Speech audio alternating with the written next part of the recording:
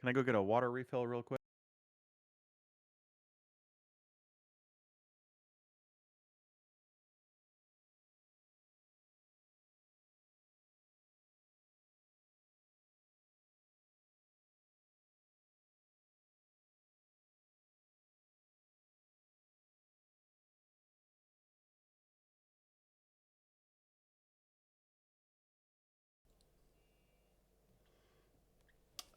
Hi.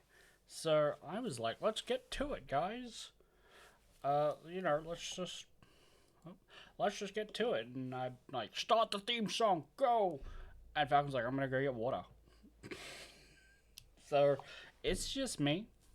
We'll wait for him to get back. How y'all doing? He did send me out a raid, which is the least he could do for being like half an hour late, and then wanting water. What kind of conditions is this? He shouldn't be allowed water. It's only summer in Utah. How hot could it be? Just pray the heat wave away.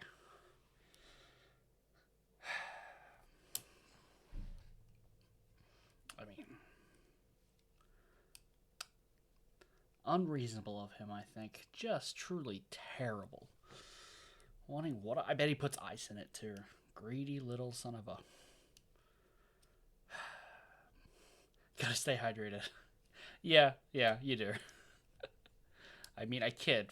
For the record, I kid. He should definitely be allowed to have access to water. But no bubbles in it. That's what I say. No bubbles. He has to have regular old tap water. Can you get tap water in Utah? Is it safe to drink there?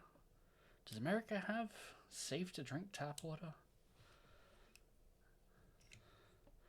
I'd be surprised if it did. Well, it'll be like, depending on where you live. Guaranteed.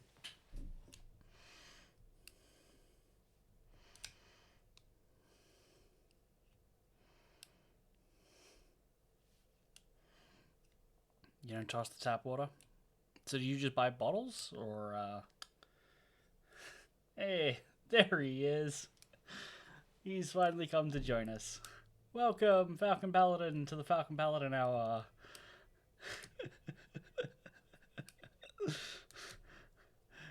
I was like, all right, let's get to it. At pushing play on the theme song, and you're like, I need to go get water. I'm like, all right, that's fine. I can vamp for a minute.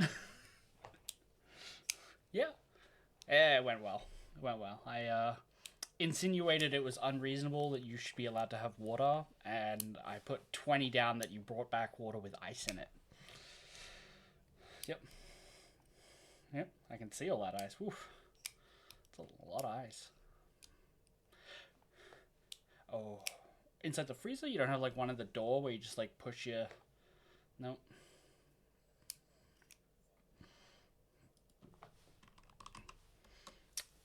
Wait, hold on. When you say ice shows up, do you mean it like the freezer does it itself, or do you put water into like a little tray and then you have to sip them out? Oh, that is fancy.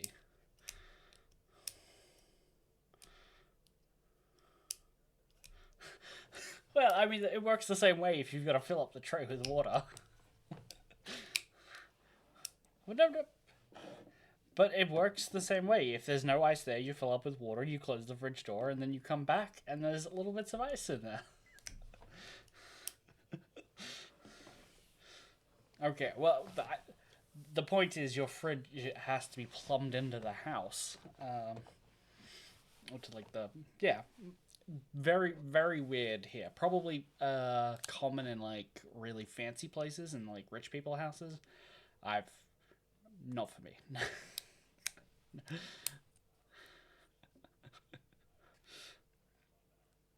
Well, that's another thing. You guys like the fridge comes with the house. Not not how that works here. You move, you take your fridge with you. Yeah.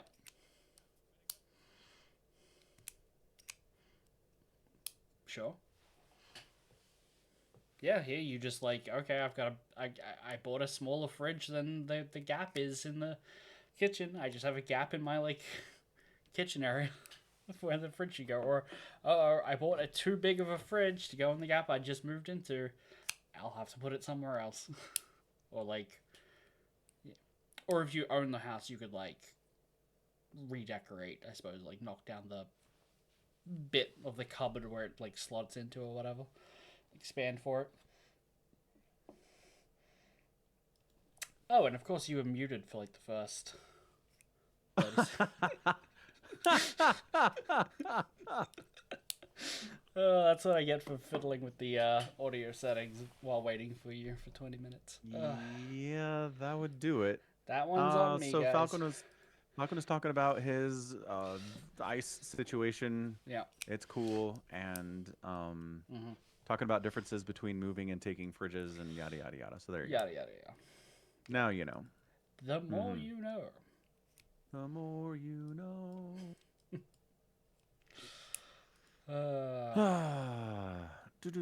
So yeah, I just defeated Baal, Lord of Destruction, in the stream I held today. Excellent. I was watching. Yeah. I'm kind of surprised. So you have to cheat your way, lower the difficulty halfway through. Yeah, that's true. Chat was like, Baal doesn't drop anything cooler just because you have it on a harder level. And I was like, oh, interesting. Good to know, good to know. Fair enough. And it was, I mean, I probably should have bumped it up because that's the thing. The reason I bumped it up is because it was easy. It was just like, there was no threat of dying. I'm running around just like, do I have to use healing potions? Never. Cool. And I was like, nope, this is no challenge at all. This is not fun. So then chat was like, you can just upgrade the difficulty here. It just pretends like you've got a party of 5 people you're fighting with and ups the difficulty appropriately. So I did that. I went to 5. And things were okay. And challenging, right? Like I die to a boss. If I got in too dangerous of a situation with smaller mobs, I would die. And I was like, okay, this is good. I have to pay attention. I actually have to use healing potions. Yeah, but then Baal was easy, so maybe I shouldn't have done that. Maybe I should have stayed on 5 for the Baal fight. Because, like, he would do this big, huge fire attack, and my health would be, like, 6. You've lost 6 health out of 500. I'm like, so... Not too worried about this. But it would have made me even later for the stream if I had, taken 2 or 3 shots to take down Baal, so I don't know. Yeah, that is true. I think maybe that was the right choice overall. Yeah. So you're gonna do another run through Nightmare mode? Is that what they call it? I think I'm gonna do a Nightmare mode, yeah, with the Paladin. Oh, you weren't playing Paladin already? No, with the Paladin, yeah, the Paladin that I'm running with now. Oh, okay, that's all right. That's an interesting way of phrasing it.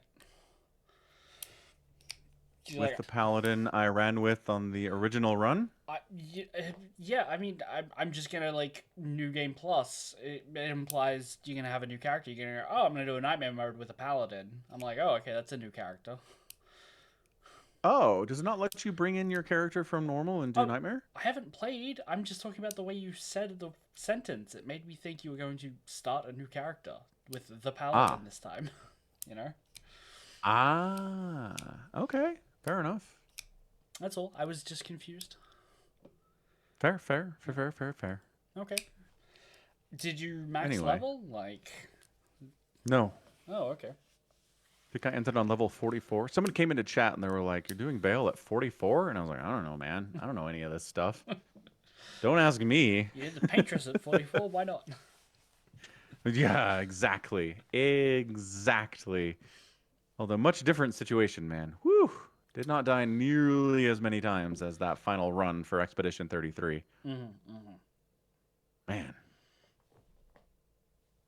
Anywho, it was good. I mean, I don't know. I was just like, it felt like a little bit disappointing for an entire expansion to Diablo 2. Because Diablo 2, I talked about this previously, right? It's this huge blowout from Diablo 1. They added, 4 or 5 classes. There were 4 acts, each with different zones and different characters, and then the expansion's like 1 act. It's 1 people. You get 2 new classes and a new Baal fight at the end. And it's like, I don't know. I think I would have been a little disappointed in that if I was a big Diablo 2 fan and that was the expansion. Because, I mean, comparatively, the previous game they released at this point was StarCraft. Right. And Brood War is 3 whole new campaigns. Each race gets 2 new units. Mm-hmm. And like it just really felt way more blown out than that. So I don't know. I just think Diablo fans maybe got disappointed by that. Yeah, I guess so. I couldn't speak for And them, but it sounds yeah, I'm disappointing. just assuming. Well, and then Diablo 3 is kind of a wreck when it's released. They've got the whole real money auction house that people are like, what? Yep. So yeah, poor Diablo fans. And then there's Diablo Immortal, and then it's just like, Yeah. Yeah. I don't know. Have you played 4? No, wouldn't touch it. Yeah, I've heard that 4 kind of brings the atmosphere of 2 back, where it feels Diablo, whereas 3 didn't feel quite Diablo. People are saying, so I don't know. I mean, if only anyone in the world could get their hands on Duddles for a project, because I hear he's played it and He's played 3 and 4. 4 specifically. So it'd be great if Yeah. you could get him around at all to talk about the things he's done. Well, I heard he's got time to hit you up on Discord and spoil Way of Kings for you. Yeah. So he seems to have some amount of time. Can't believe you spoiled that Moash is going to shoot spiders from his fingers. Also, it turned out the thing he spoiled me because he said, "Oh, sorry, I forgot if it was book 1 or book 2. It must be book 2," and then it happens by the end of book 1. So he hasn't spoiled book 2 for me at least. It was just the ending of this book. Just the ending of the first one, no big deal. Just the God, ending of the one I'm reading, I'm listening to. Yeah. Terrible, terrible Duddles, bad form Duddles. I'm on the side of everyone you're fighting with on Twitter now. I'm gonna take their side in every argument you ever have. But you can't be fighting that many people. Actually, I don't know. It's all I ever see. Twitter's like, hey, look, here's something Duddles is talking about. Fight. I'm like, oh, okay. Fighting about baseball, fighting about politics, fighting about whatever. And it's like, oh, okay. All right. It sounds like he's using Twitter the way Twitter intends it to be used. That's not how I use it. But sure, if the intention is for people to get in fights and have huge amounts of interactions and engagement, I believe is the word they like to use, then yes, fine, fair. Duddles. Yeah, he just needs to not talk to you about the Stormlight Archive anymore because he clearly cannot be trusted to do it. I don't trust myself to be like, I remember exactly what happened in the first book versus the second book. I wouldn't even try. Yeah. Maybe a couple things that I'm sure happened in the first book I would be willing to bring up, but most of it I'm like, I don't know, man. Yeah, I mean, we can give it a go and see what you remember.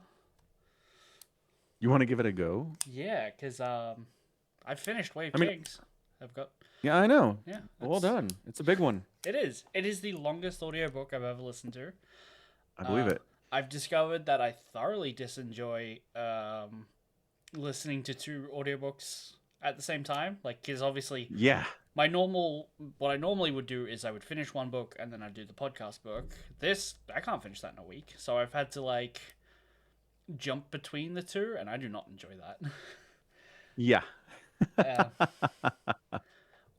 Also, I think Audible saves your like progress in the audiobook on like local servers. So the Australians, they pick off the Australian one. I've had to use my VPN to like hit up America a couple times, and every time I do that, it's like, oh hey, let's refresh to your American save, and it forgets where I am in the book.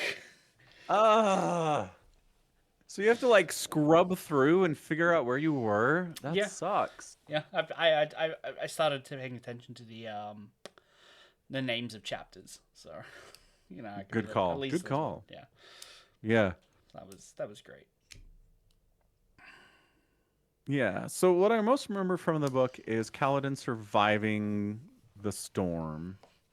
That happens. Yep. Yep, when he's tied up outside as punishment, and they're like, well, this will probably kill him. And then it doesn't. Everyone's like, that's weird. Oh, well, let's continue as normal. Right, because the High Prince is like, well, we'll just leave it up to the Storm Lord or like the Storm Father. If he says you Yeah. get to live, you get to live. And then he lives, and it's like, well, that was supposed to kill you, but I can't now kill you. So we'll just replace like your bridge crew captain again or whatever, and this time you'll be just doing every bridge run until you die. Yeah, that should take care of this character without a doubt. He clearly doesn't have any protagonist main character energy. Uh huh. Yeah. So I that I remember. I am Sorry, it. you were saying? Yeah, so when the new guy gets put in, like the leader, his like wife does all the talking for him, and he's like, okay, this is a bit weird. I guess he's a bit henpecked or whatever. But Hmm. the guy who like was directly above them, who like reported to the Bright Lord, was this guy called Gaz. He's got like one eye, and he's like a soldier, and it's his job to like manage the bridge crews. He like disappears at some point, and they mention that like, oh, I guess Gaz is still missing. I wonder what happened to him. I don't think it gets resolved in the book. Did, like, did they just kill I him? plead for the doing... fifth. Okay, so something happens, and you don't want to spoil it. Got it. Either that or I'm remembering improperly, so I don't want to confuse you. So yes. Fair enough. Okay. What else do you Yeah, remember I happening? remember meeting Syl. I Uh-huh. remember Kaladin meeting Syl in the chasms. That's pretty fun. Ooh, that's not where they meet. Is that not where they meet? No, Oh. no. But they are together in the chasms. Oh, by then they've been together for ages. Yeah, Okay. Where do they meet? I don't remember. they meet where after Kaladin has tried escaping several times, that he gets like a shash brand also put on his forehead, Yeah. and he's being sold off to like he's in a cart with a bunch of other slaves, and he's just like traveling along the shattered wastes or whatever they call this place, and they eventually get to like the armies, and he's like, oh, we're gonna be sold to a High Lord, and like the slave driver doesn't really know the way, and he's like, oh, look, if you let me look at the map, I can maybe give you some like tips. And he gets the map and like tears it into confetti. Still's been Yeah. like, they met there. Okay. Okay. That's where she pops up. Yeah, she didn't have like a huge personality. She was very much just like, I think I'm a Windspren. I, Uh-huh. yeah. Yep. Yep. Yep. Yep. Yep. Yep. Where's Syl at by the end of the book? Syl by the end is still with them, with him. Hmm. She's revealed herself to like the rest of the bridge crew, and she started remembering enough that she's like, I'm an honest spren, not a Windspren. And if I'm like, whatever it is, I know it. I'm responsible for why you can huff Stormlight, I guess. You know? Gotcha. Yeah, but it's a two-way. I can stop, but then I'll stop remembering things. Okay. Okay. Got it. Yeah. Good stuff. Yeah. So Yeah, we talked about this, but I remember the Kaladin's decision to save Dalinar. yeah, not hugely his, like he had to like sign off on it, but the way it's written, it feels very much like the rest of the crew were also like, man, I'd really like to go and save those guys. It would sure be great if we went and like rescued some people right now. Like, but why? You guys have just as much reason to dislike the Light Eyes as Kaladin, and they're all like bummed that they don't get to go be heroes or die trying. Yeah, that is a weird aspect to that whole story for sure. Like they should be in the same camp as Kaladin, definitely, right? They're slaves. Right. Yeah. Yeah. Maybe they're just that good of people, Somicron. Maybe. He showed them how to live and like be real people again, and they're like, oh, these guys got done dirty, we got done dirty, let's go help them out. You know, even though ostensibly those are the people doing them dirty. Right, right. Yeah. uh, Ridiculous. Kind of ridiculous, but we'll take it, I guess. Kind of. He's the protagonist in a fantasy epic. He has to do the right thing. Like, Yeah, but I just think it would have made more sense if he made the decision and his crew was not really on board with it at first, right? right. Because then it's him making a decision that he hates, but knows it's the right thing to do at his Mm-hmm. core and does it anyway. That's protagonist hero stuff. Mm-hmm. Mm-hmm. Yeah. It's less if you get dragged into it by the people around you, right? Right. Yeah. Yeah, For sure. that's all. For sure. Yeah. Um, and then he successfully rescues Dalinar and Adelanar, like it's his son. They both have Adeline? Adeline, sure. Uh huh. And then he gets made like captain of his guard. It's like, well, I sold my um, shard blade for your freedom because I said I would, Hmm. and it's like, you can just leave or you can be my bodyguard. Yeah, I mean, sounds better than running bridges. I mean, oh, undoubtedly better than running bridges, but I just, I'm I wish they gave us more of Dalinar being like, oh, I recognize what it was that Kaladin did in the fights to save him, and more than just being like, he trained a bridge crew. That's so impressive. Be my bodyguard. Like him being a bodyguard because he has magic powers is great. That makes sense. That's why you'd want him. But he's just like, well, you trained a bridge crew while you were a bridge crew. Let's see what you can do with some real resources. Hell, make him captain of your training. That makes sense, right? Uh huh. Uh But huh. bodyguard? Bodyguard feels like a bit of an overstep for a guy you just met. You know? Very fair. Yeah. Just a little bit. Unless you're hoping that like the guilt of knowing this guy gave away a shard blade is going to compel him to do a really good job, right? Could do. Could do, but Dalinar doesn't seem like the guy to emotionally manipulate people like that. Yeah.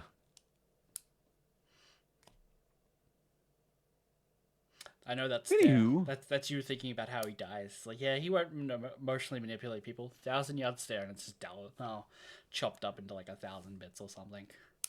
I mean, would you be surprised? Kind of. Not a lot of people die. A lot of like unnamed bridgemen die, but not a lot of like bright lords Main die. character perspective. Right. Yeah. This is not very Game of Thrones. Yeah. Don't know. It's good. I enjoy it. Go read Way of Kings, everyone. There's a Get on that horse. yeah. There's a YouTube channel called Nerdforge who like make a bunch of stuff.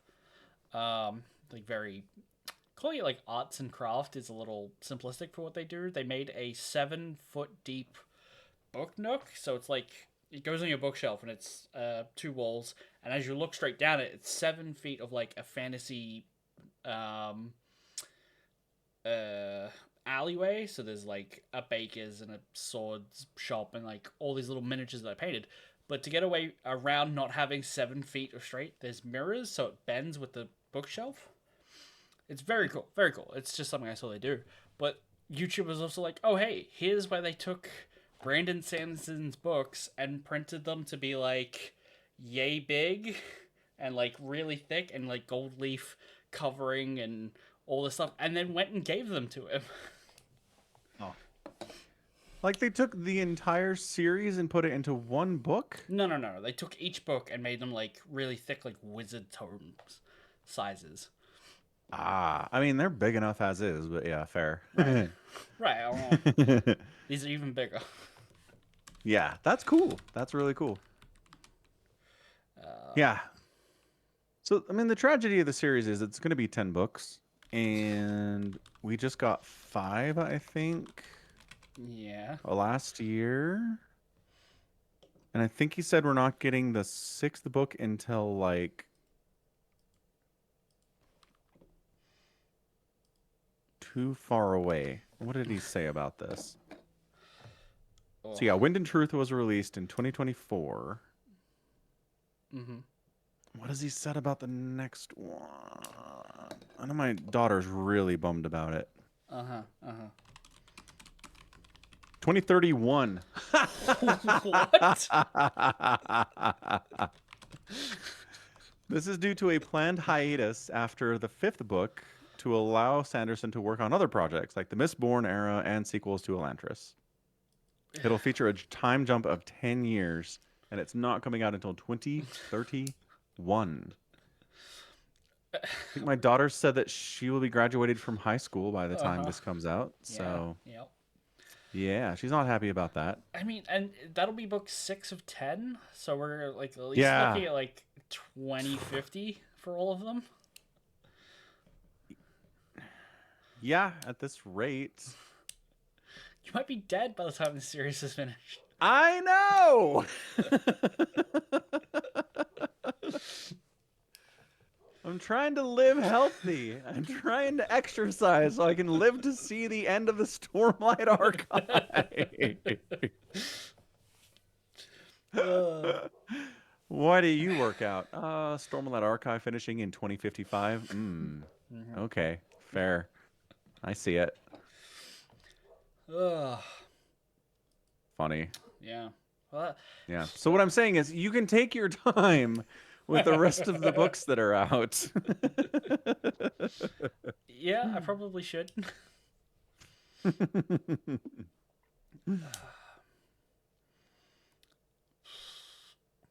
Anywho, good stuff. Good stuff. I'm trying to remember what else happens in said book. Dalinar starts banging the queen's mum. True. Shalon admits she she admits she murdered her dad and then gets pulled down by some weird like face like what does she call them, like puzzle face dudes, or like I don't know. She's like seeing these weird monsters, but like she talks to them and like, if you give us a secret, we'll take you to like this other realm. And she's like, I murdered my dad. And yeah, Yasna was like, you fool! You went to the dark land with only a dim sphere, idiot. It's like, well, she didn't know what she was doing. She was asking you to teach her, and you wouldn't do it. Yeah, fair. Dumb idea, but without the insight to know it's a dumb idea, is it a dumb idea? So, I mean, there's something going on there. There's a king who's like, I'm really nice and set up a bunch of hospitals. Anyone who comes here can get free healing. And it's like, I'm draining you for blood so that when you die, I can record your words, because there's like a prophecy or something that's being revealed in the lips of dying people. What's his name? Tanvagarian. How do you say his name? I think it was pretty close, yeah.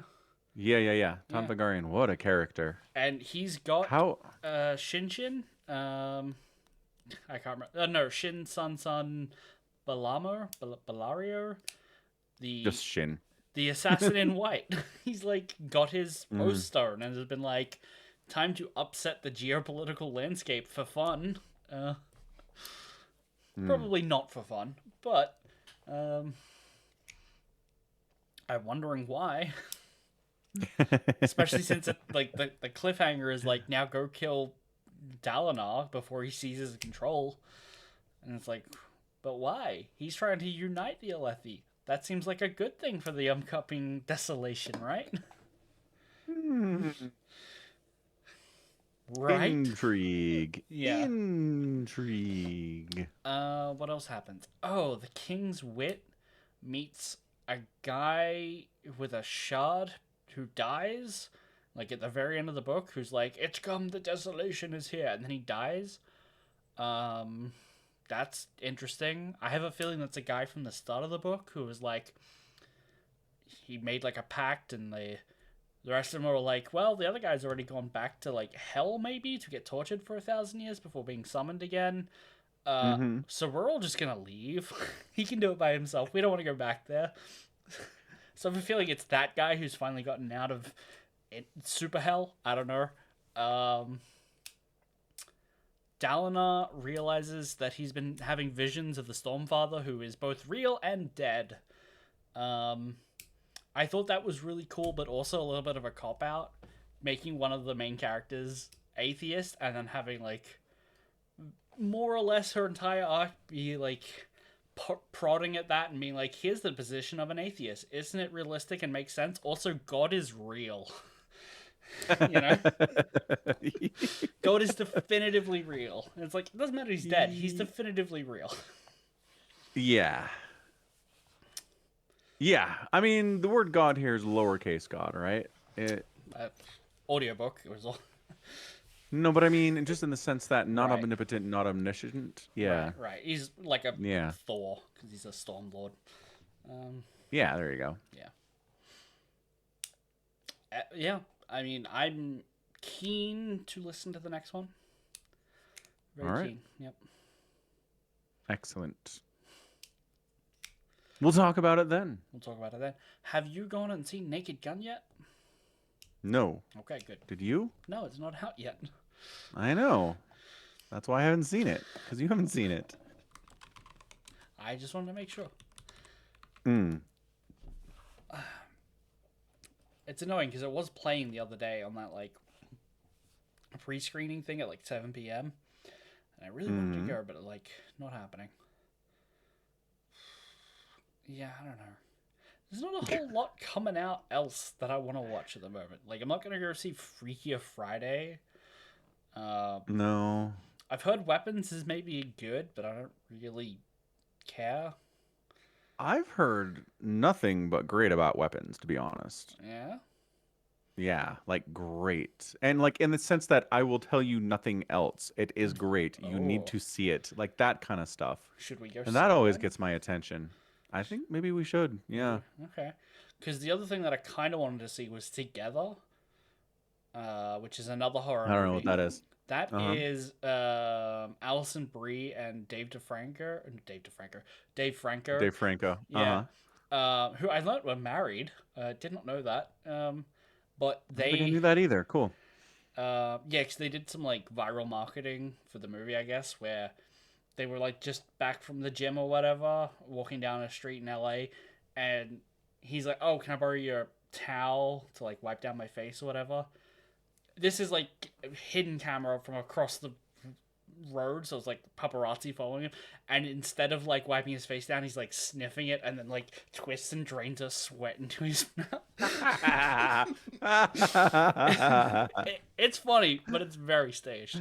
Uh-huh. Yeah. So anyway, they play a couple who, when they touch, I guess, start to bond together. Judging by the poster, where they're like their lips are like melding. Gross. Yeah, Uh-huh. it's another horror movie, and kind of interesting. Hmm. But I mean, I'll go see Weapons if you go see Weapons. I'll go see weapons. I got time this week. Cool, cool, cool. Weapons it is. Deal. Well, that's it for movies, I think. I think so too.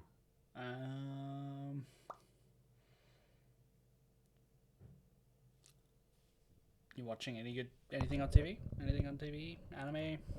Anything? You finished Apothecary Diaries? K-pop Apothecary Diaries we finished. K-pop. K-pop Demon Hunters. Are you watching that? Is it good?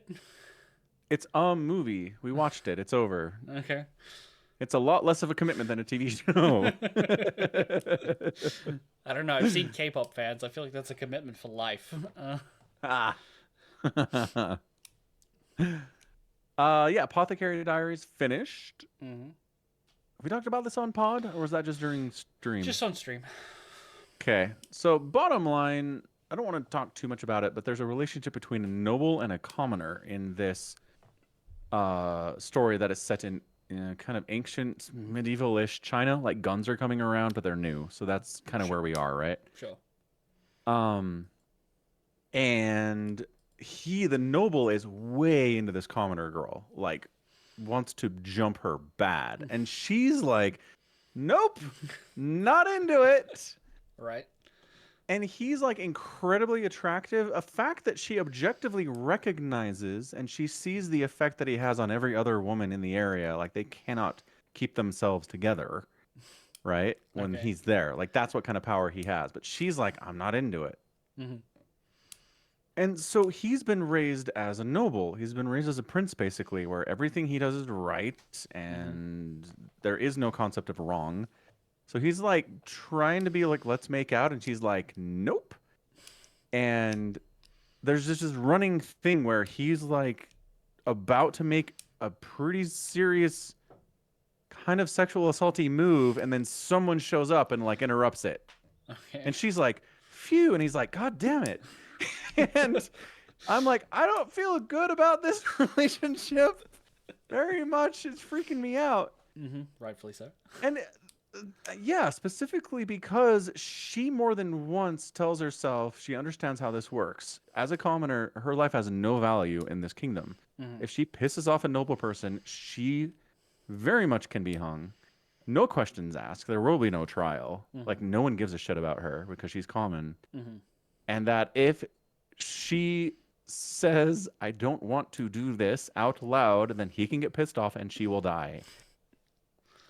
And so it's like, I mean, okay, so there is no consent. There is no consent in this situation. right. Yeah.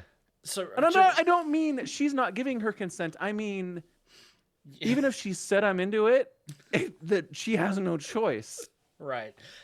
Right. The power distribution dynamics in their relationship will always be off because of a class status.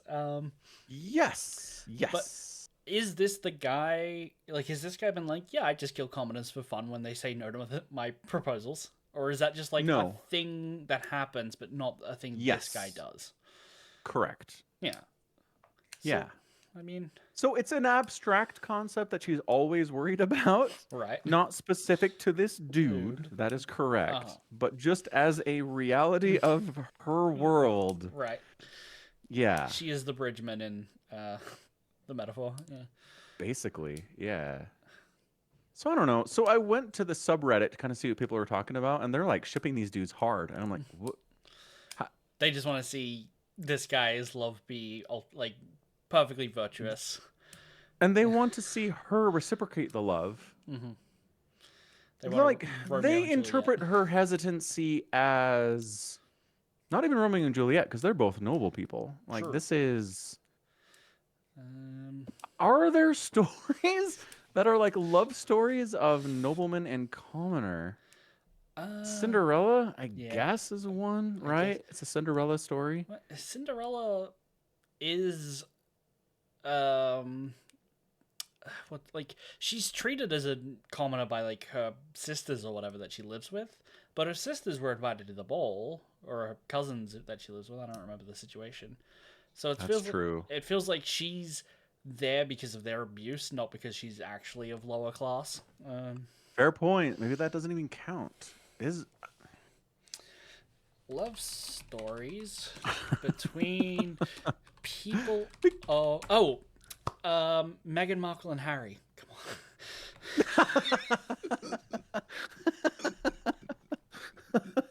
on.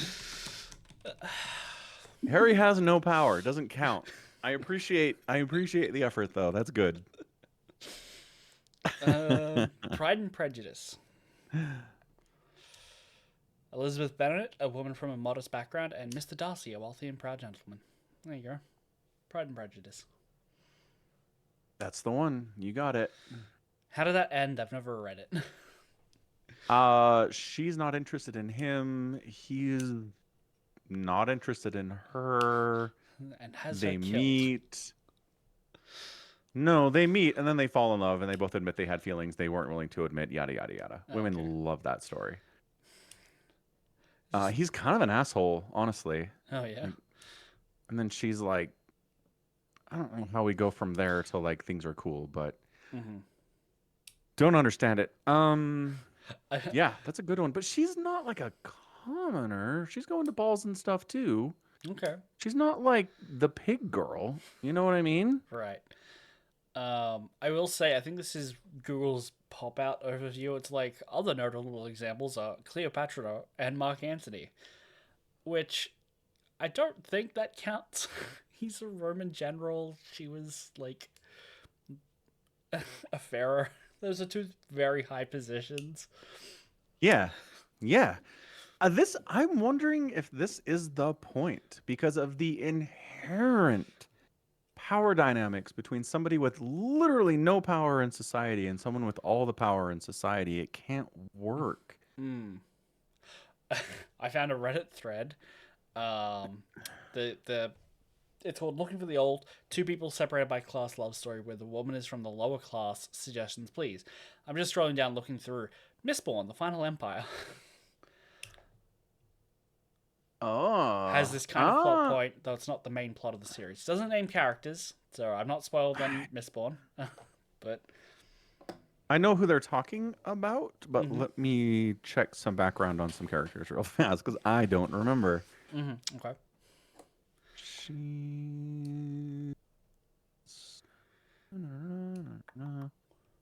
Ah. Mm-hmm. Well, it's like the character grew up on the streets, but was raised a noble person, but things went really bad and ended up homeless. Okay. So I,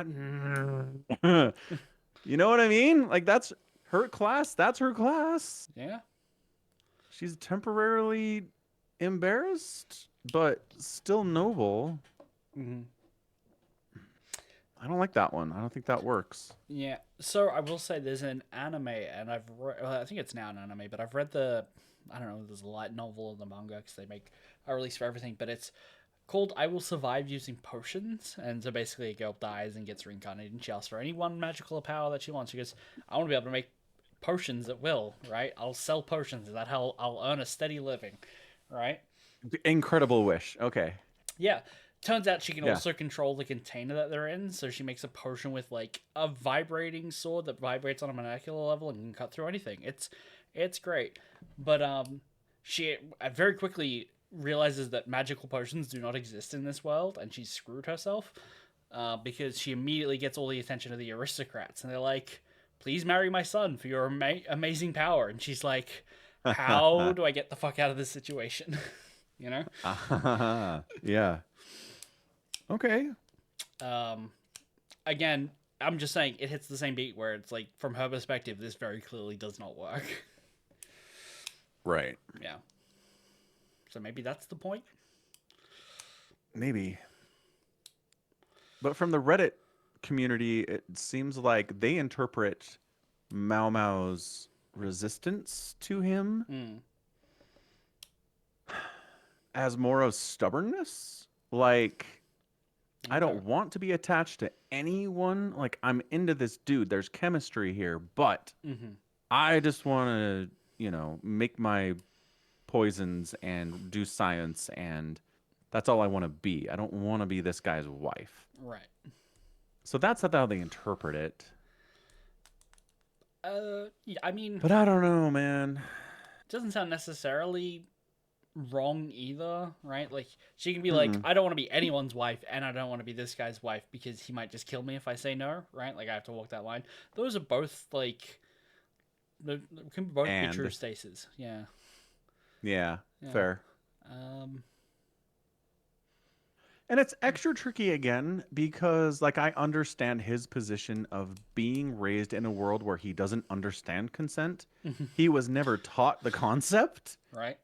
So he's not being evil. Like, he's not being a bad dude because he was never taught what he was doing is wrong. Yeah, I mean, So in that aspect, it's hard for me to, like, completely condemn him. It's complex on this level, and I appreciate that about the show. I'm not sure if they intended it to be this morally complex, but it is. Yeah. Yeah. Fair enough. Anywho, Apothecary Diaries, good stuff. Good stuff. Yeah. Fair enough. Fair. What else is going on? Oh yeah, K-pop Demon Hunters. Right, yeah. It's good. It's very weird. I'm going to tell you this one thing that I don't think spoils anything about it. Sure. Go ahead and spoil it. I don't mind. Happens in Korea Uh-huh. with all Korean characters. Uh-huh. The culture is Korean. The K-pop, everything is Korea. No StarCraft? No StarCraft. Is it really Korean? But it's all in English. Natively in English. The songs are English. The voice acting is English. The signage is English. It was made by an American company. Like, but they got K-pop stars to sing the songs in English. And I'm like, why the hell did a Korean studio not make this? Like, how? What? I guess it's kind of like Blue Eye Samurai, right? Where it's like American animation taking place in ancient Japan in English. Yeah, and the reason I know this is because my daughter and I, we watch with subs, Mhm. and it comes up with English voices, and we're like, oh, this is not what we expected. Mhm. So we put on the Korean voices and watch with English dubs. But when the songs start, English. Uh-huh. I will also point out that Arcane was made by a French studio, right? Same vein, where it's like a bunch of French Yeah. people made the game for Americans, and it's natively in English, but Animation. Riot Studios is American. sure, but the people, Fortiche was the animation studio. yeah, but American game Yeah. made by French people in a different language. But animation. They didn't do the voice acting. Yeah, they did. They did. They made the show. Fortiche? Yeah. No, they were part of it. They were part of the whole thing. Yeah, well, I mean, they did the animation. Animation means that they animated the characters to match the voices. You don't think they Yes. were also in charge of making voice acting? I don't think so. I You, think Riot Gaming hired the voice actors for their show. so if I googled the credits for Arcane, I wouldn't find a casting director in the list under No, I'm sure there's a Fortiche. casting director, but I don't think it's a Fortiche casting director.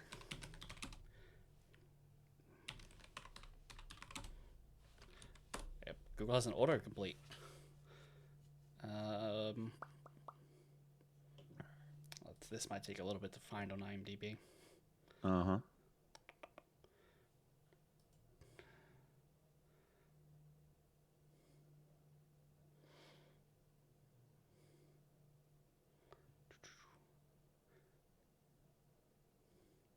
Juices. So now, like for the record, I think Riot would have been like, "By the way, we want this in English." Like, I don't think that was a surprise. Yeah. Yes, totally. I agree with that. So casting was David Learley, Meredith Lane, Ivy Eisenberg, and Jen Rudin. Not French names. You don't know that. They could have emigrated. I don't. Jen Rudin is not French, but they don't have to be French to work at a French studio. So... I mean, I'm joking, but it's, technically true. Also, it's breaking down casting by certain episodes. So David did 18 episodes, Meredith did 2, Ivy and Jen both did 1 each. They cast for one episode? Yeah, so it might be like for one character. Huh, that's interesting. Okay. It just says David Leash is known for Arcane. Like, I get that, but does he work for Fortiche or for Riot? Leash, for the love of God. How do you spell leech? Sorry, David Lyerly. Lyerly. David Lyerly. Yeah. Senior games project at Netflix. Okay. Yeah, casting director for Valorant, casting director for Tales of Runeterra. He was casting director for League of Legends. He's a Riot employee. Yeah, I still assume he didn't just missive from on high be like, these are the people, put them in our TV show. He would have worked with them to find someone who fit the voice of the role that we're looking for, right? The level of Collaboration. collaboration. Yep, I'm getting there. It has to be on some level there, right? Yeah, here's what I think they did. I think they gave them rough outlines of character designs, gave them to Fortiche, and said, here's our script, animate around it. It's going to be in English. Please animate the mouths around English. And then they had the voice actors do the thing, and then they had Fortiche animate around what they already had done. But I don't know. Because if you look at the previous stuff for Fortiche, it's animation. It's not a full TV show. It's not a movie. It's not a video game. It's just beautiful animations. They're great at how stuff looks. They're not doing the rest of the stuff. Um, so casting department is also listed twice on Arcane's IMDb page. Okay. Which adds Alyssa Gentile to the mix. But also looks like she's known for like Valorant and League and all that Yeah, stuff. Riot employee. Right. The music department's huge. Ooh. Yeah. I feel like it's not. It wasn't as like. Here's our voice lines we recorded. Go animate something to match to this. They would have worked it both ways. You know, it's like they would have had some level of finger on the scales when it came to recording the voice lines, being like, "Hey, we really want the voice actor to say the line like this."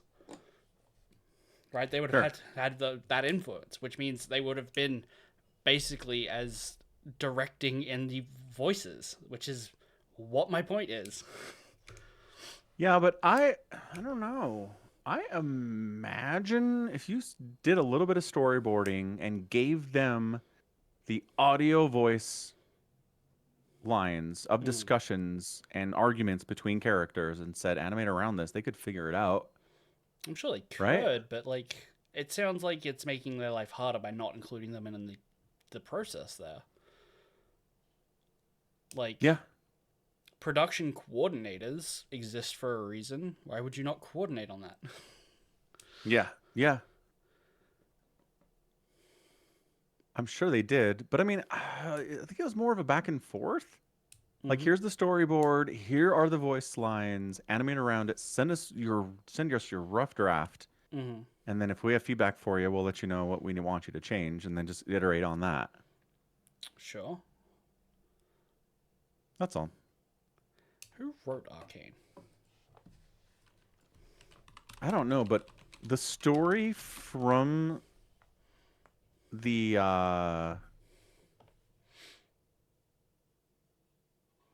what's the word? The game? There was a There was a thing comic. they put out talking about how they made Arcane, and it's called a documentary. It's a very documentary. Thank you. So in the documentary, they said that they like spent a couple years, like 5 or 6 years, trying to come up with a story for Arcane. Mm-hmm. And then they're like, "This isn't good enough. We kind of suck at this." So they hired a very accomplished Emmy Award-winning writer. They bring her in. They hire her, bring her into the writing room, and show her what they've got. And it's on this whiteboard. And she picks up the eraser and goes, "Do you mind if I use this?" And like, "No problem." And she erases everything. And they're like, "Okay." So she did. Whoever this lady is, she wrote Arcane. Fair enough. Yeah. So I'm noticing it says showrunners Christian Link. Yep. And That's Alex the guy. Yee. So those are the two guys that are the runners, and they're the ones that realize we can't do this. We need to bring in experts to do it, and that's what they did. Okay. And they were French? No. This guy looks French. Christian's American. What? Okay. Alex Yee looks French. He's got like his hair I know that back. But I know Christian's not. Um. Christian actually got his start in support for League of Legends and worked his way up to this position, which is insane. That's impressive. Oh, yeah. That reminded me of something I wanted to tell you. I discovered a reality TV show that if it was still on, it's not. It ended like a decade ago, but you should go on it. You get your job back. It was called The Tester. It was a reality TV show where the 12 people would compete on a reality TV show to win a job as a game tester. Yeah, I don't want to be a game tester. That sucks. Game testers are worked to the bone and then fired. Like, that is not a good job. which is why I thought it would be such a good anecdote to bring up, because that was the reward for 3 TV seasons of a TV show. You got to go work at Sony as a game QA tester. By the 3rd season, they were also offering a mid-level Kia, I think, right? Like as a car. Oh, I was like, oh, okay, nice. that's nice. And you get to be considered a production associate, a role with no meaning, Oh, yeah, no but creative hey, input. title. But yeah, hey, you get the title. Uh, That's funny. Yeah, I don't never heard about that. I don't really pay attention to reality TV, but oh no, no no, surprise there. But I, still, yeah. I only found out because of a video essay on YouTube that YouTube recommended me. Gotcha. Yeah.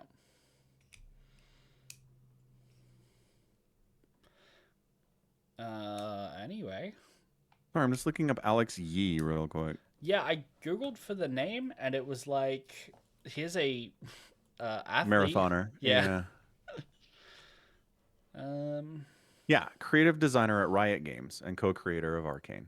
He's an American. Well, I mean, this is gonna sound like a stupid question. Riot Games is American, right? It's not like Yeah. Ubisoft, where it's secretly Canadian. Mm.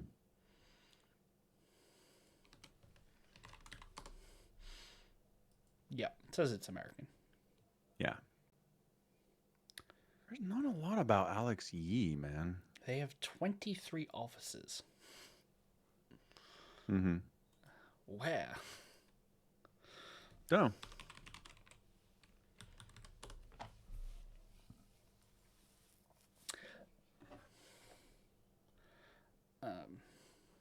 Anyway, what was the original point we were trying to make about this? Oh, that it's becoming very common for foreign countries to make animation in English for American companies.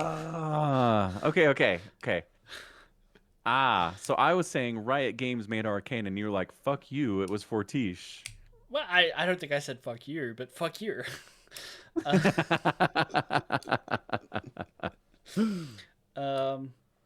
Have we come to a conclusion on this?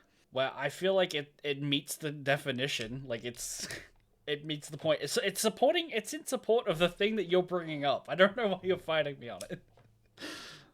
What do you mean it's in support of the thing I'm bringing up? That you were surprised that K-pop Demon Hunters is yet another thing that is like, oh, it's Korean animation or whatever that's made in English. I don't even think it's Korean animation. I think it's an American animation studio. But the content of the thing is Korean. I have to look this up now too. We do, yeah. Animation studio. The internet says Sony. Sony Pictures Animation made this movie. So it was Japanese made. It was.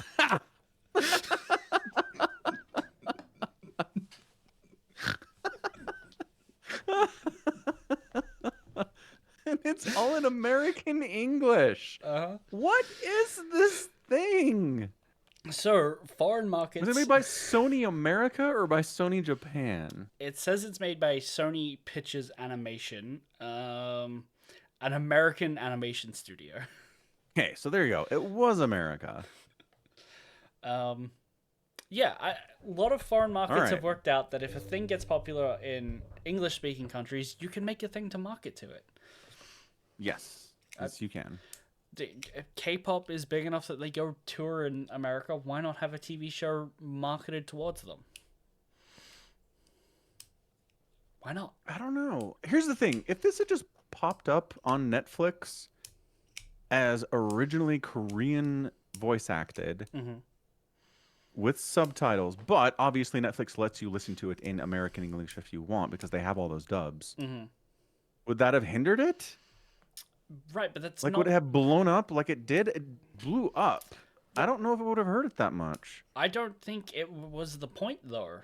The point was maybe they looked at it and was like, K-pop is significantly bigger outside of Korea than it is inside, right? Why don't we make something... Is that true? Well, I'm just talking a numbers game. It has to be. Oh. Okay. You know, I don't know. Yeah, neither do I. That's just a shot in the dark. But it's like they clearly decided, let's make a thing geared to foreign markets. Well, actually, they didn't. And by foreign markets, we mean America. Wow. Sure. It's not even. It's not even. It's not even that. Because like it's an American animation studio was like, hey, let's make a thing based on a huge franchise, and we can just license the thing. Like we can license the singers, right? Because they're sung by actual Korean K-pop groups, aren't they? Correct. So they were like, hey, we're gonna make something. We're gonna make it for us. We can just license them because apparently, I guess they're not interested in making it. Maybe that's the hitch here, that nobody in Korea was making it because Korea doesn't have a lot of in-house animation studios that do it. So they sold the idea to Sony. Maybe that's what happened. Maybe.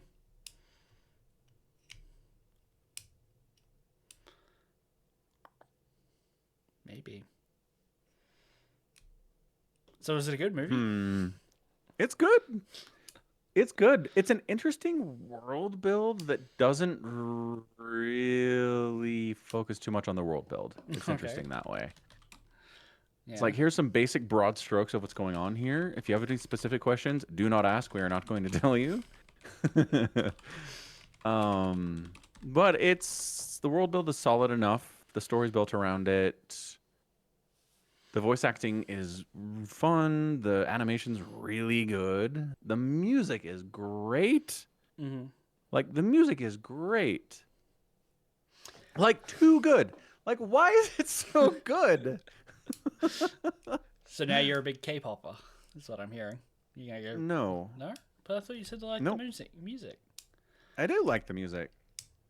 But you won't go listen to K-pop, even though the music that you liked was K-pop. Correct. Okay. So. Yeah, like some of these songs hit #1 U.S. Billboard Top 100.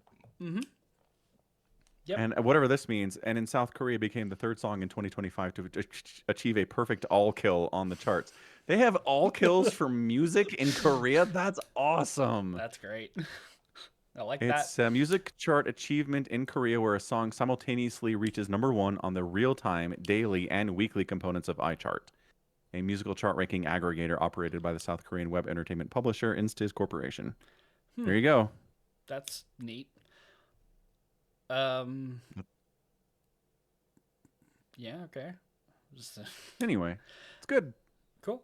So I listened to K-pop at one time. I was like, oh, hey, this like this was years ago when it was like first kicking off, right? When people were first getting into BTS and all that. I didn't like a lot of it, but some of it's just catchy enough to sit in a playlist for like 2 weeks and then you can dump it. Yeah. But that gave YouTube enough information for its algorithm to feed me videos, and the only thing that I needed to remember was that I was watching some video essay on K-pop, and it gave me the delightful little nugget of information, which is that the term for a slave contract in Korea was created and refers to an unfair long-term contract between Korean entertainment and like entertainers and their management agencies. So, specifically revolving around K-pop, right? Like, that's how unfair the performers are treated, and like... I believe it. And I was like, cool, not keen on being a part of that. Yeah. Yeah. I don't think it's that different in other countries. I know that was a big complaint about American music artists, especially through like the 90s and 2000s. Mm-hmm. And like even today, artists' relationship with Spotify, they say they are not getting compensated fairly for that. So yeah, so there's a thing that I see on Reddit in like the metalcore subreddits and stuff like that, where it's like, hey, you should switch your streaming platform because here's what they all play per like 1,000 plays, right? And it's like, yeah, Spotify is like objectively one of the bottom ones. It's not paying the most, right? Mm-hmm. Yep. But the way I always present it, be like, switch to whoever's paying the most. And that's usually Apple, right? Okay. And I feel very uncomfortable presenting that in that way, being like, hey, you should switch to Apple. They're paying almost 1 cent per 1,000 plays, right? Or something like that. Right. Which still doesn't sound great, but I'm like, okay, I'm paying $24 a month for a family plan, that's like 6 people I could have. 6 people can burn through that many songs that Apple is only paying out so much because it has such a huge, colossal, giant industry behind it, like the company, to pay that money. Because like 24,000, if it's 1 cent per thousand, it's 24,000 songs. Divide that by the 6 accounts in my family plan, and I can listen to 1,000 songs in a month each, right? Like it doesn't feel like a very hard goal to hit. So people are coming in and evangelizing to, hey, switch to a different platform, and it feels more like Apple is just bullying out smaller companies because they have huge profits behind them to do that. Yeah, and that's capitalism a lot of the time. That's capitalism, but I feel like we kind of just need to come to the realization that paying per stream might be a really bad way to like do it, you know? Right, but I mean that's the new model. You can't pay per how many CDs you sold anymore. Right, no, I get it. But yeah, why not pay per percentage of a user's listen time like YouTube Red was supposed to be, right? If I only listen to one band a month, pay them whatever it is, my percent, like whatever Spotify doesn't keep of my subscription. Yeah, I could see that. Because that's fair. If you're paying per stream, and let's say I'm paying $25 a month, and they're paying half a cent per 10,000 streams, I need to listen to 25,000 songs, 50,000 songs in a month just to get my money's worth, so that that seems impossible. So you know, just we either need to agree that we need to ask all the streaming services to just politely switch their models, or recognize that society maybe just doesn't value music that much per stream, you know? Yeah, no, I think that's fair. I think that's a really fair thing to say. I mean, and I will say, I buy records. So when I come across an album that I like, or an artist that I like, I support them financially by buying a record. That's how I morally make it up to them, by still using Spotify.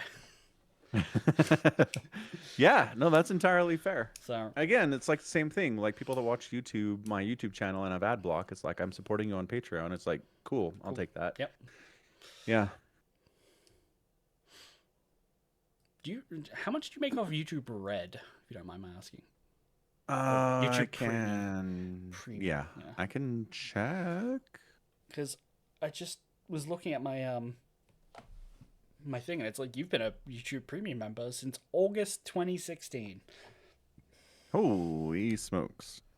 So, I've watched 4,280 hours of ad-free viewing on YouTube because of it. That's a lot of hours. I do not want to break that down into like how That's much actually... Sorry, go ahead. I just want to break that down into like how many hours per day is that, you know? Because that way lies madness. Don't do that. Yeah, I know they've got that that information, and I don't want to look at it. Mine is all skewed because I listen to people explain Warhammer to sleep. So. So you got those sleep hours going. Yeah.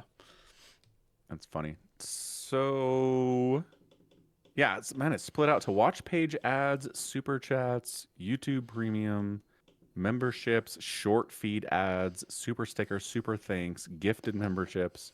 It blows it all out, which is cool. So yeah, it looks like YouTube Premium is about... I think I can get a graph here. Graph? I love graphs. I want a pie chart. Give me a pie chart. No? Fine. Let me do some quick math. Go for it. Math on stream. What could go wrong? Using a calculator, so it should be fine. 14%. 14%, okay. So 14% of my monthly YouTube paycheck comes from YouTube Premium. It's 14% of $100 million. Correct. It's a lot of It's millions. a lot of millions. It's a lot of millions of yen.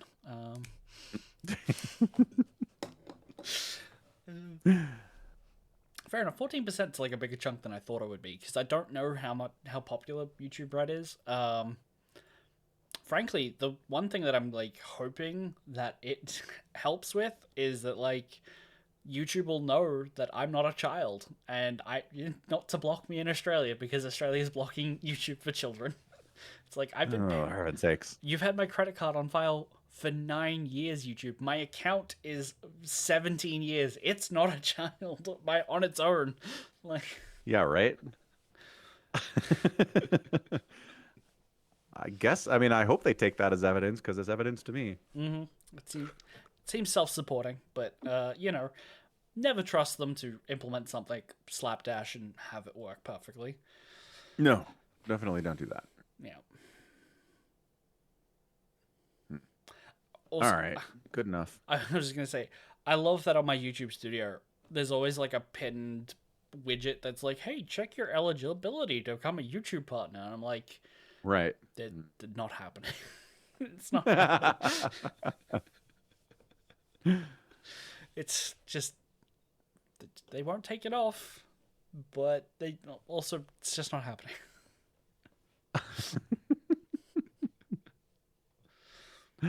Alrighty. Warhammer? Warhammer! Yay, Warhammer. We read Warriors of Ultramar. Warriors of Ultramar. Hey, again. You remembered it. That's because I realized you put it at the stream title. I've done that for literally every book. I know.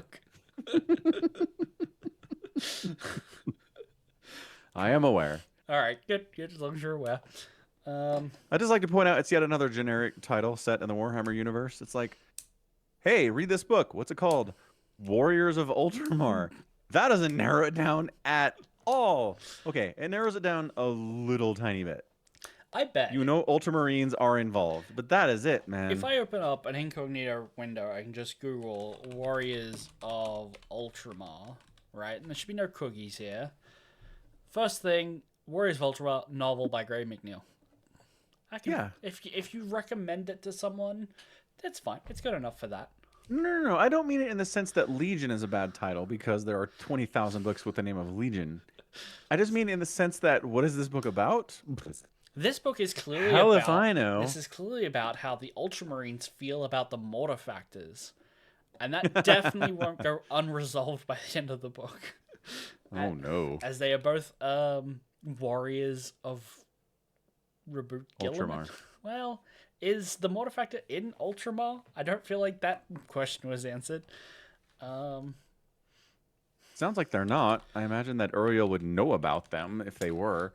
Yeah, that's God. Okay, so to talk about the actual book, there is so much in this that I just feel like Graham's written them as like slightly tall men, who don't really have much experience with the own organization that they're in, You're talking about the Mortifactors? No, Uriel. He's just like, Ah. I've never heard of the Mortifactors. What are they like? It's like your chapter has no lore on other chapters, its successes. You've never had to work with these people before at all. You've been to the not the Grey Knights, the Death Watch, and I just feel like he doesn't come across as someone who has the experience of the other Death Watch members that we're in, Like, he somehow managed to skirt through that without the, like, unwavering loyalty to the one Inquisitor here that all the other Death Watchers have, Right, it's like, right, because they're Death Watchers. Right, what were you doing during your gap year, Ultramarine, that you didn't get the experience that the other people in this book have when they did it? That's a good point. That's a great point. Yeah, what happened there? Because he didn't have to do that. You didn't have to be like Uriel was in Death Watch for a while. You could just have been like, hey, this is the first time he's ever met anyone in Death Watch. It would have been just fine. Right. Yeah. That's a weird choice. Come on, Graham. Posel, the home world of the Mortifactors is in the Segmentum Tempestus, so it's not an Ultramar. So they're, by Mm-hmm. definition, not a warrior of Ultramar, but it has apparently been destroyed by High Fleet Leviathan.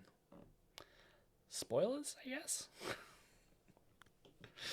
Not that we'll see those characters ever again, I think. Maybe not. Not in these books, at least. Wait, hold on a second. The The Mortifactors. Are the Mortifactors from a different world than the one that we're defending in this book? Yes. So the book is trying to defend Tarsus Ultra, a planet in Ultramar that Gulliman freed during the Great Crusade, and apparently someone there saved his life, and he was like so chuffed he made like an oath always to defend it. So they took on the word Ultra as part of their planet's name, Tarsus Ultra. Yeah. Anyway, Tyranids are coming. The Ultramarines are like, well, they nearly killed ourselves. Let's send a company when, but we'll send them to go and get help from the Mortifactors, a chapter in an entirely different segmentum. Because they also, as genetic legacy of the Ultramarines, they are also kind of maybe bound by this oath. They're not, but they want to pretend that they are. So they sure do. They also give a company. So we have like 200 Space Marines to fight down a High Fleet. Yeah. At least a tendril of one. There's a navy involved. They got spaceships out there. That's true.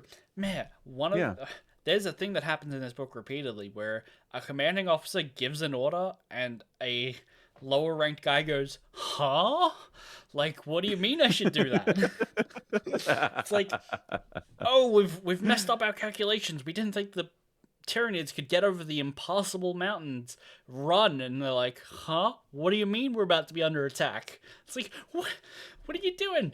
There's a bit where the Lord Admiral Tiberius goes, hey, other fleet captains, fire on the refinery. The Tyranids are dragging it into our line now. And they're like, what do you mean? Huh? Like, let us double check your calculations real quick, sir. We don't trust you.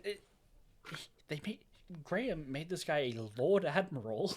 He is higher rank of one ship, but he's a Lord Admiral. He technically Uriel makes the point that normally his position makes him master of the fleet, but he also gave it to Tiberius because he's better suited for that role.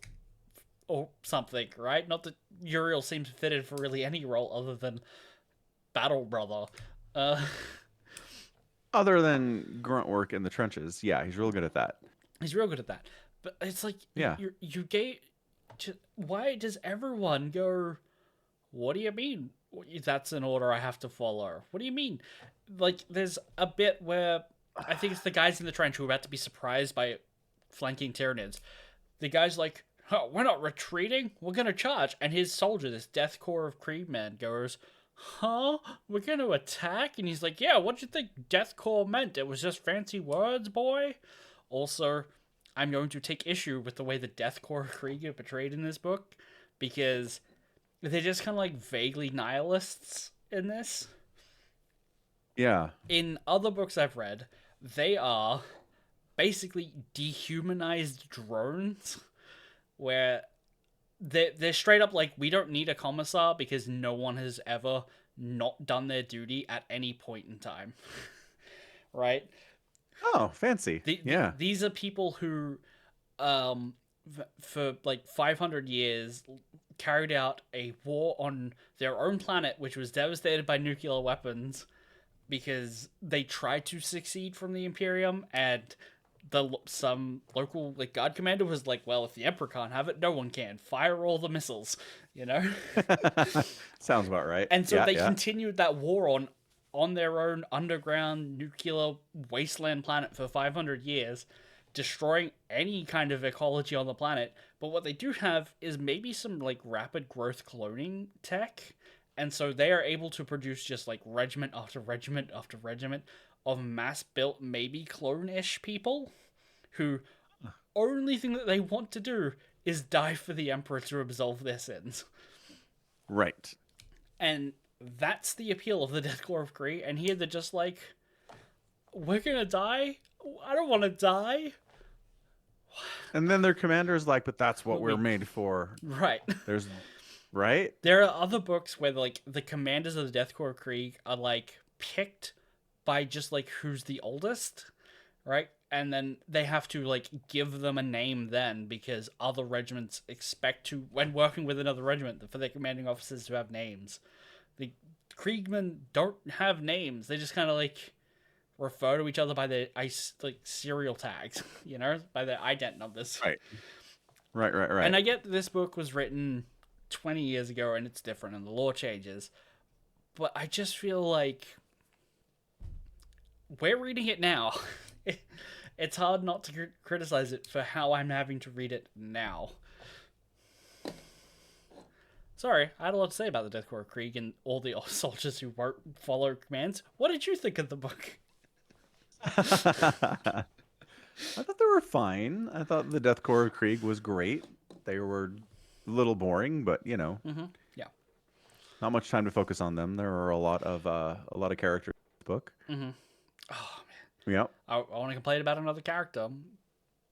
So the planetary governor of Tarsus Ultra is like a tech priest for whatever reason. Like he just currently is the incumbent, and he's like, I don't know much about fighting, but boy, do I know a lot about logistics.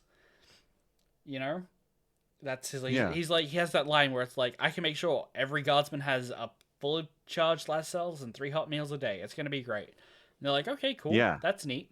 By the end of the book, one of the Ultramarines is like, oh boy, that tech priest sure does know his logistics second to none. I'm like, you're a son of Guilliman. What are you saying? How is that not heresy?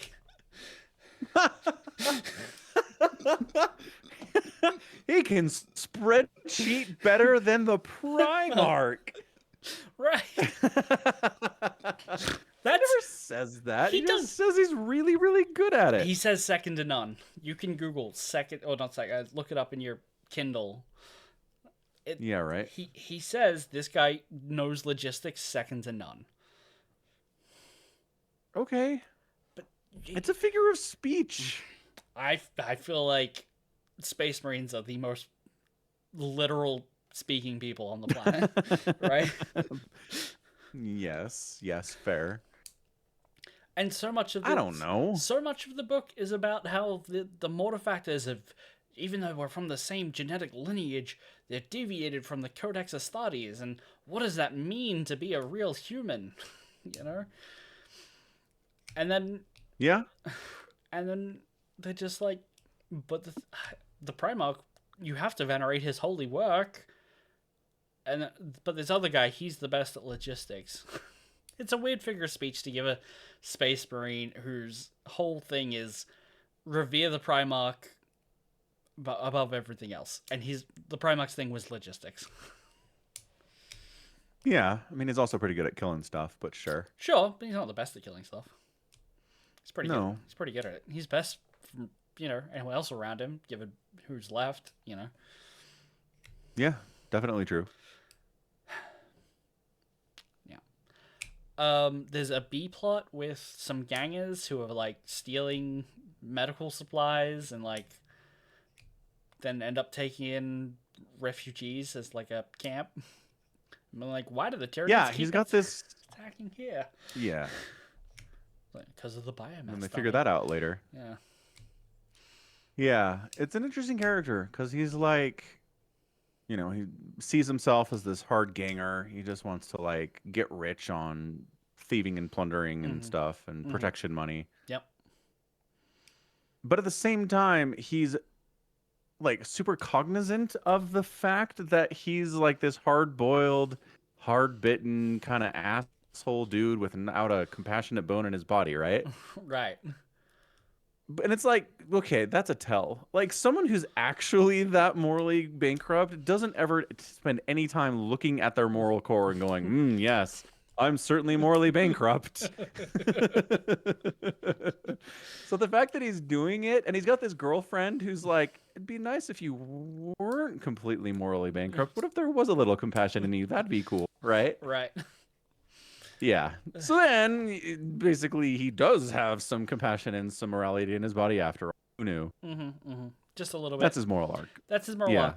Which there's a bit at the end of the book with him that felt very rushed, where he's like, "Oh, I'm gonna go take these people to the hospitalers," right? And there's a Sister of Battle character that's been popping up, and he's like, "Because you help people, that's what you do, right?" And that's how he gets all these refugees essentially admitted into the hospital. But he's also like doing a little bit later on, like a last stand there with the sister, who's like revealing that she like failed to save some people, and he's like, so, like, because he hasn't had the previous conversations with this character that she did with like Uriel. He wasn't there for that, so she's like pouring her soul into like, I'm gonna save people this time, and she clicks the action on her bolt gun, and he's like, huh, we gotta go. Like, he doesn't give a shit at all. Like, yeah, the Tyranids are coming, lady. Yeah. So she clicks the hammer on her bolt gun and then starts firing until it runs out, and then she dies. That's how that sentence is written. Like, that paragraph goes like, he is standing there being like, we need to leave, and she's like, I'm gonna save them this time. Fire, bang, bang, bang, and then she has died and eviscerated by Tyranids. There's at no point did Graham stop and be like, and then that guy left the building while she was covering him. It was such a strange bit to listen to.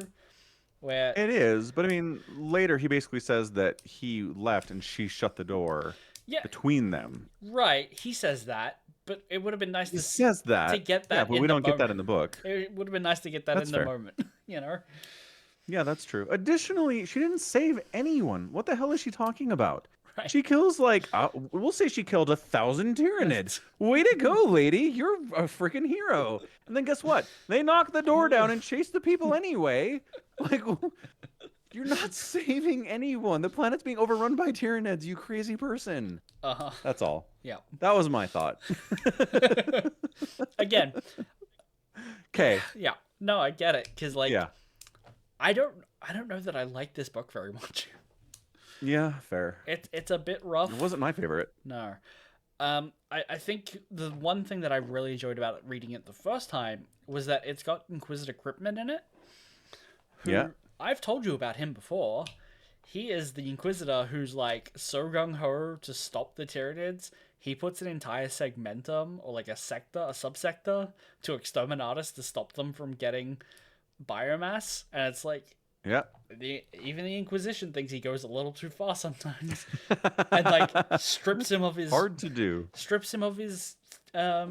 his rosette, right? And so it was like cool to be like, oh, that character that I've heard about is here. I get to watch him like learn to hate the Tyranids, or to like what he sees is like an effective strategy. And sure enough, he does some Exterminatus for the name of the greater good. But like, it was effectively just like name dropping a character, and like this could have been his first book. I don't know. I don't know the timeline of how he gets written, but okay, that's thumbs up. I'm like really struggling for things to enjoy about this book. Well, I was moderately entertained by the Independence Day storyline. Which one was that? I haven't seen Independence Day. We're being invaded by aliens. We must destroy the mothership, and then all the other aliens will die. Right, yes. Okay, we're going to infect it with a virus. Yep. Okay. Yeah, 100%. When did Independence Day come out? Like 1996? Oh, okay. Oh, yeah, 1996. Wow, you're good. Thank you. You should watch Independence Day if you haven't. It's pretty good. I think I've seen clips. Yeah. So that's a storyline. Holy shit, we can't stop this alien invasion. They're way more than us and more powerful than we are. What if we fly up to the mothership, get in there somehow, and then feed it a virus, and then it dies, and then everything else dies? We win. Huzzah! There you go. That's the story. That's the story. Yeah. Cool. Okay. Why not? Sure. You can have a MacGuffin that can do that. Why not? I'll allow it. Yeah. I mean, and they're very clear to be like, this will not defeat every Tyranid Just hive these mind. Tyranids. Yes, but you figured out how to do it. Right. You capture a Tyranid who's close enough to the original generation of the hive, do sciencey shit on it for a while, and come out with a silver bullet. Ta-da! The Tyranids are done! We did it! Yep. How are the Tyranids not extinct at this point? We figured it out.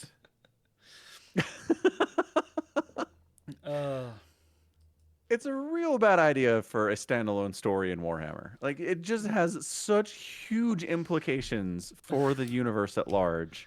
You cannot come up with a way to defeat the Tyranids like this and then be like, and then he didn't tell anyone else. It never happens again. Yeah, you could just say, like, oh, it works, but if you don't capture an old enough Tyranid from like a first generation, it's just worthless. And so you have to capture a lot of Tyranids, and capturing a lot of Tyranids tends to lead to problems, right? It does. And the other thing is, to get close enough to a hive mother to do this, you basically have to like sacrifice a pretty significant number of ships to get people through to that point. So it's like, okay, it's not easy, it's not free, but I don't know, like utilitarian wise, it's a lot easier than the alternative. It's a great backup plan to have in your pocket for every turn engagement. Be like, just set aside some resources, and if things are going exceptionally poorly, you've got this. It's your ace up your sleeve.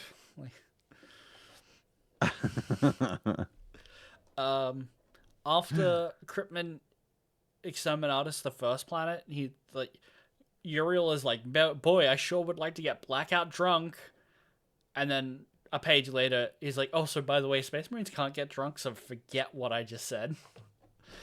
What do you? Right. What? I can't do it, but boy, we'd like the taste of wine. It's pretty delicious. Yeah, but it's like, okay, Graham, what are you writing? And then the end of the book, it's like, oh, here's a space wolf being like, I brew some mead that'll get you drunk like an earthquake, you know?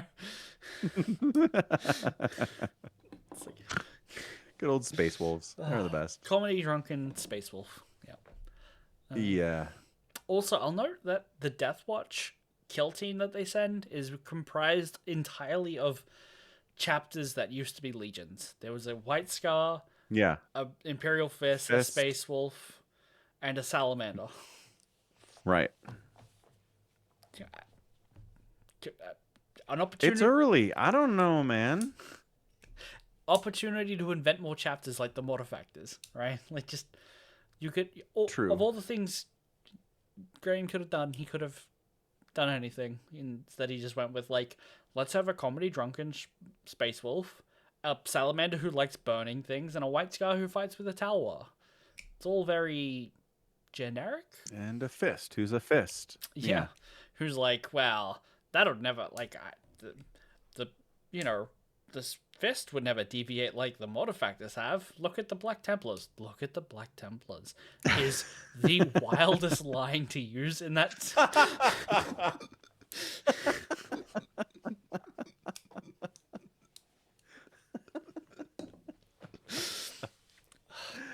They're so religious and angry about everything, right? They specifically hate Gulliman's book so much that they found a loophole in its limits, right? It's like, you can't have more than 1,000 battle marines unless you're on crusade. And the Black Templars are like, great, we're always on crusade. Don't count our numbers. Done. Crusade.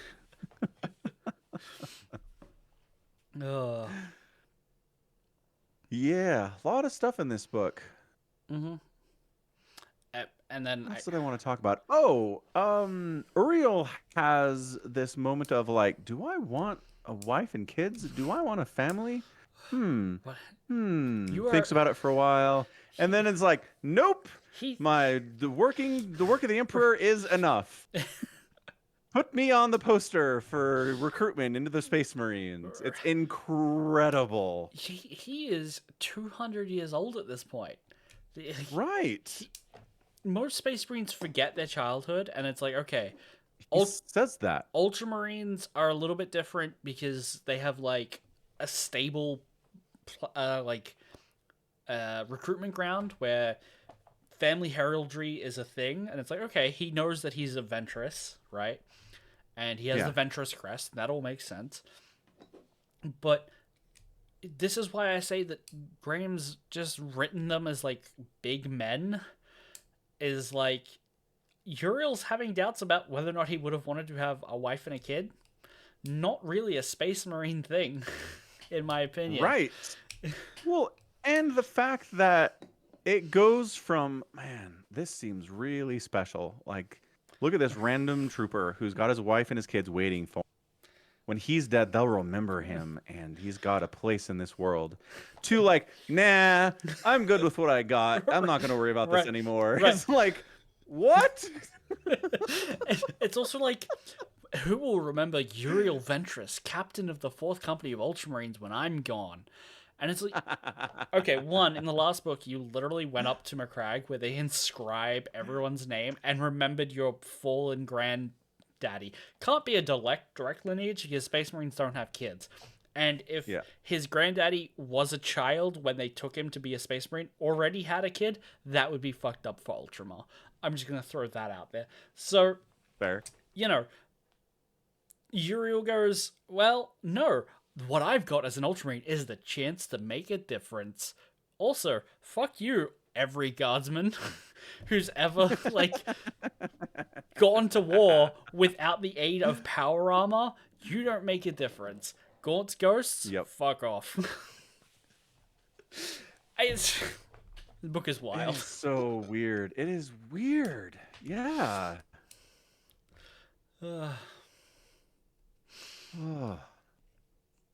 And yeah, I mean, Paulie, I get it. Life as a Space Marine's not so bad. I get that's the thing. Every Space Marine feels that way. Life as a Space Marine is not so bad. The point is that Uriel went deep into the like housewife pilled side of Reddit and was like, hot damn, a trad wife is for me. And then just immediately pulled himself all the way out of it without having a conversation with anybody. Right, yeah. He went in and went out. Like, nobody does that. Space Marines do not do this.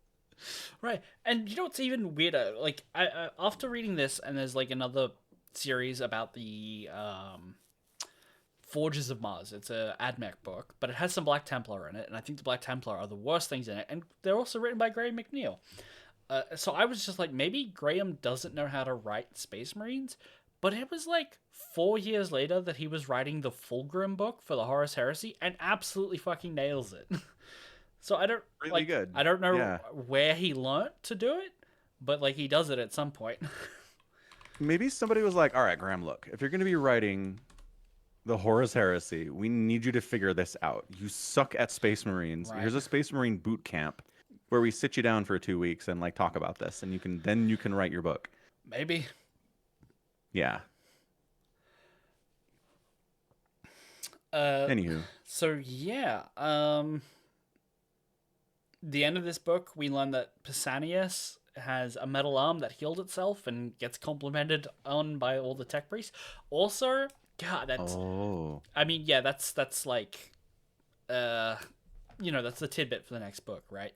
But at the start of this book, they're like, oh, we need to, like, wrap up, what happened on Pavonis, right? The place from the first book. And it's like, Pausanias got his arm repaired by the tech guilds at Pavonis. It's like, wait, why? How do they have the technology to mesh with an Astartes into, like, biology? Like, they should not have that law. Why was it not done by the chapter's tech marine? Right. Just more things that made me feel, what is happening in this book? Why is this random? Not random, but like, I'm gonna like killing the Nightbringer, or like getting it to run, huge maybe-ish victory, and at the start of, but it's just like another victory in a long line of victories for the 4th Company Ultramarines. Ultramarines are hugely successful Space Marines because of organization. They're great at it. They're good fighters. If you don't kill an Ultramarine in the first swing, you've got trouble. We learnt that in the Horus Heresy. But apparently Good. Pavonis was so big that they decided to add the White Rose of Pavonis to the fourth company's chapter banner. How was it that important? You didn't even kill the bad guy. You convinced him to leave.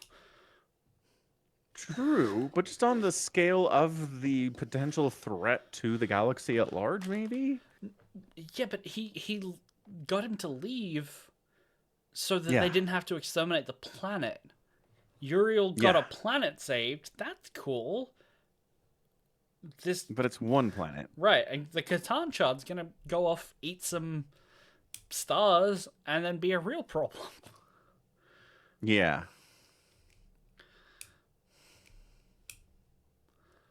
I don't know. Yeah, so anyway, It's a mess. the last book in the omnibus is Dead Sky Black Sun, and I remember enjoying this one.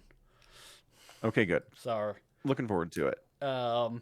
at the very least, it's... Oh, man, I just looked at the synopsis on the wiki. I'm gonna... It's not really a spoiler, but it's something that happened in the Horus Heresy, that there was, like... It's all set up for books Graham's already written. I don't know that you'll remember this, but there was a guy who was like, I'm a... No, I think it was Fabulous Bile. He's the Empress Children apothecary who's like super smart and like does stuff. There was one of the... We meet him in the Heresy, right? Yeah, he was in the last... He does a bunch of stuff. He was in the last book, the anthology for the Siege, right? Yep.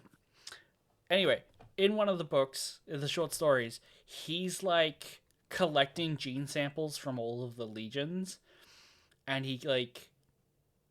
There's the Honorable Sumakian or something. I don't remember the character's name, but he like collects his gene seed. He's like a Imperial Fist, and it's like, oh, and he marks his name down as Hon for honorable, and then Su. And I had to explain to you what the reference was. Yes. You just remembered? I get it now. Yeah. Yeah. So this book has Honsu in it.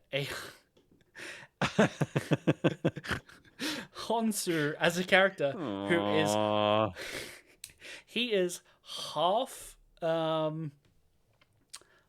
Iron Warriors, half Imperial Fist. Sure. Why not? Yeah. So he's in this. Okay. Yeah. That's fine, I guess. Cool. But then, hey, one more book, and then we get the Wheel Falcon. Okie doke. I have a short story called Consequences next, I think, in my book. Oh yes, because you've got the omnibus, which comes with some. So which means you also read Leviathan. Did you have anything to say about the short story Leviathan, where they go fight orcs or something? Yeah, they basically go into... Well, okay, they are expected to decommission a Space Hulk. And they show up and they're like, something real bad happened here. And then there's Tyranids. The end. That's pretty much it. Okay, cool. So I did buy the omnibus to be like, oh, I should read the short stories with you. But at the same time, I was listening to Way of Kings, and then the actual Warhammer book. I could not bring myself to also then read a third book. I was gonna get everything mixed up. Yeah, fair. Nope, entirely fair. It doesn't mean it's a nothing short story. It really is. That's it. I'm telling you, that's it. That's it. That is it. I did like that you sent me a screenshot of them being like, Erebus Hive. Yeah. It really sucks here in Erebus 5, and I was like, thematically appropriate. And then I was starting to read the first short story in the omnibus, which is Chains of Command, and I was shocked to learn that Uriel used to be part of Lucius' squad, and like Lucius is like the Emperor's Children's swordsman. Yeah. Like, I know who Lucius is. Yeah, face guy. Yeah, it's like, why are they giving everything names after traitors? This is real like General Lee Cluster, or no. Who's the Custer. Was he a Robert E. Lee? Robert E. Lee. Yeah, naming U.S. bases or ships after him. It's like, what are you doing? These were not... Yeah. These were literally your enemies. Stop it. Uh-huh. Lucius was a terrible person. Erebus was a doubly terrible person. Let's not name Himes after him. Even, like, Hive City is a terrible place. But I get I it, know. but, like... But you just made the point that it's happened in the real world, so, like... Yeah, I know. I get it. Can't complain too much. Yeah. Also, Oh, I do want to say... Go. Well, just one last thing from the book. Yeah, I got something from the book as well. There's this... Yeah, there's this entirely very weird plot line of this rich guy trying to escape with all of his rich stuff instead of, like, helping defend the city. It's not even like... He's definitely escaping, but he's also like, and if they do win, I'll come back and I'll be rich. And it's like, the entire economic situation will mean no one will give a shit about that you left with your real wood chest of drawers or whatever. It's very strange that his plan to even come back and maybe rule, like push people out of office, and it's like... Right, he has this whole political maneuvering plan. Yeah. I don't know. And so then his plan is to get rid of the anti-air automated system that's keeping the city safe from all the Tyranids flying around up there. Yep. And then escape. And he immediately dies to a bunch of fucking flying Tyranids. And it's like, how? Like, how at no point was this a thought that came into your head, guy? Right. He has no thoughts about it. Absolutely. He's like, if we can't leave because the autoguns will kill us, but if we turn off the autoguns, we can leave and we'll be fine. What are the autoguns for, my guy? Right.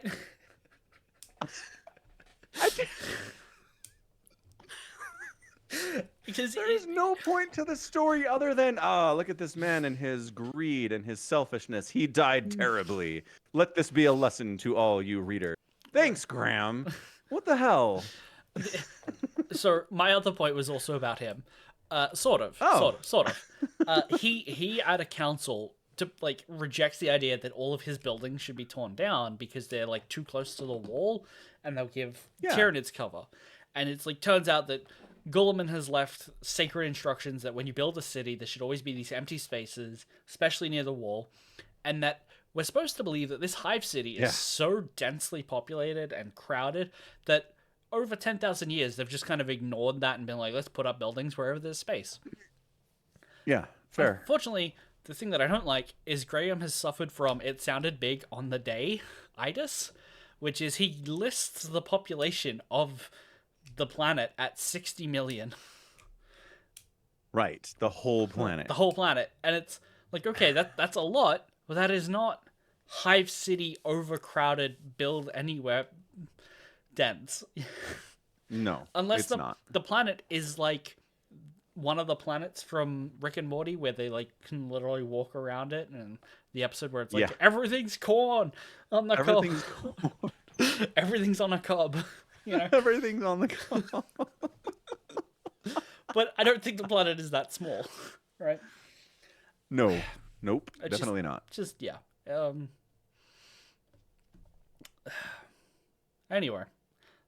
Anyway, next book. Let's do it. Wonderful. Dead Sky, Black Sun. Let's go. Okie doke. I'll tell you about the short story and whether it's worth reading or not. Probably not. Probably not. I cannot emphasize enough how much the previous short story was literally Space Hulk, shit, Tyranids, the end.